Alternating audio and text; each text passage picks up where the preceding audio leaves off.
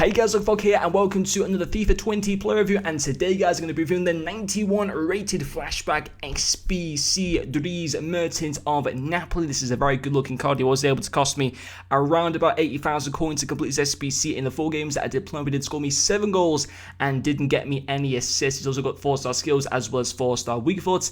And then moving along into his in-game stats, his main standout stats will be his 95 positioning, his 94 finishing, as well as his 98 agility, and finally his 95 dribbling. I did also have the finisher camps that applied to him.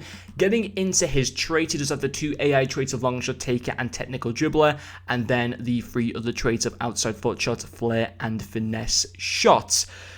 He's coming in at around about 170,000 coins on Xbox and 190,000 coins on PlayStation to complete his SBCs. There is also a 95 rated premium version, but he will cost you about 450,000 coins. So I thought I'm just doing the 91 cards.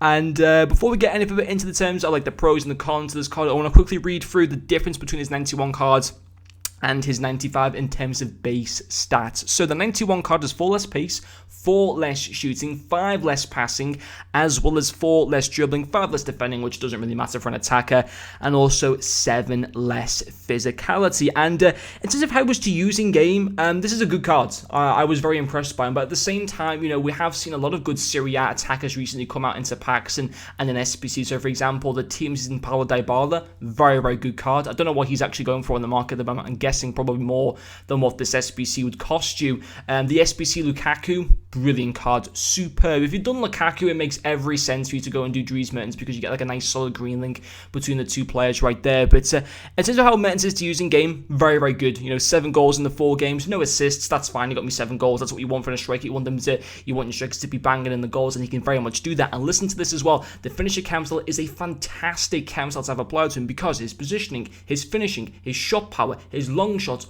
all those 4 stats I just mentioned then, with that finisher camps that apply to him, they go to 99. So technically, if you really, I mean, you know what, I'm going to come out with it. He's basically CR7. Just like a smaller version of CR7. You know, when you put those stats onto him, you have got a CR7 or a Eusebio or a Pele, whatever. You know, that's fantastic. You know, I mean, I'm sure obviously the same would, apply if you did it to his 95 card, or to basically even to like most cards now at this stage of FIFA. I'm sure with lots of councils, you can take their attacking stats up to 99. But even so, that is still pretty cool. For a card under 200,000 coins, you can take like 4 of his attacking stats up to 99. That is pretty impressive. And he's deadly in front of goal. As I mentioned before, you know, there's 7 goals in the 4 games. Fantastic on his right foot. He's got the 4-star weak foot as well, which is very good. He did hit the woodwork on a couple of occasions, so on another day they could have gone to the back of the net, and who knows, he might have had 9 goals in those 4 games. But yeah, very good finisher of the ball. Happy days there. His dribbling, again, superb. 98 agility, 96 balance, 95 dribbling, 4-star skill moves as well. Very good to have.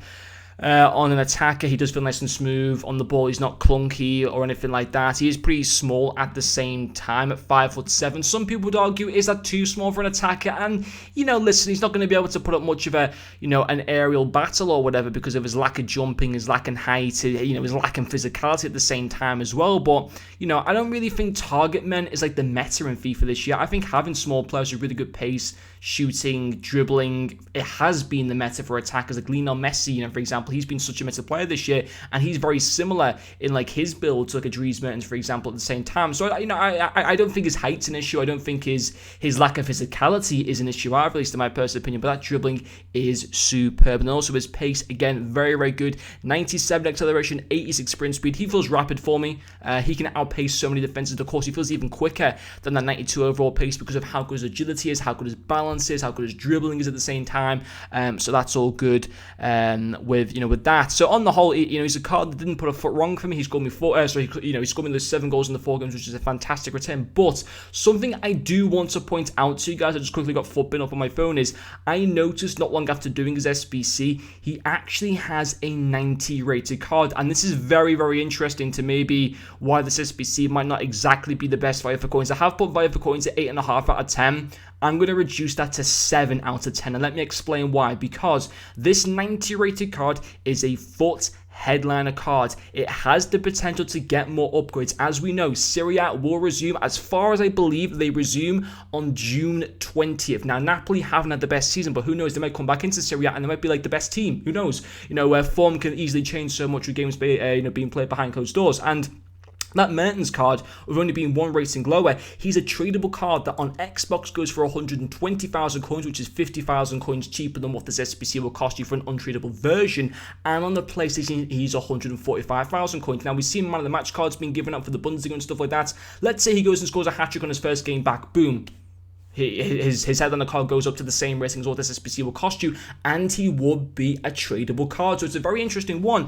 If you can get this card for under 100,000 coins as his SBC cost, go for the 91. If you can't do this SBC cheaper than what it will cost you to get the 90 card off the market, just go for the 90 card. Hopefully it makes sense of what I'm saying. If you're unsure, put in the comment section. But on the whole, he's a very, very good card. But at the same time, that 90 rated card who's cheaper and tradable will literally be just as good at the same time. But anyway, guys, hopefully you enjoyed watching this video, and I'll see you guys later.